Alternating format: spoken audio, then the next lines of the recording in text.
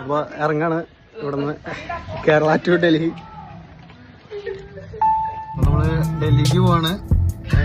ഇവിടുന്ന് കൊച്ചി ഇന്റർനാഷണൽ എയർപോർട്ടിലേക്ക് പോവാണ്. നമ്മോടൊപ്പം ഉള്ളത് ടെക്സ് നികാസുരൻ.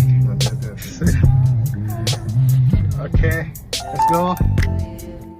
ഞാൻ ബുക്ക് ചെയ്തത് കണക്റ്റിംഗ് ഫ്ലൈറ്റ് ആയിരുന്നു, കൊച്ചി ടു പൂനെ, പൂനെ ടു ഡൽഹി.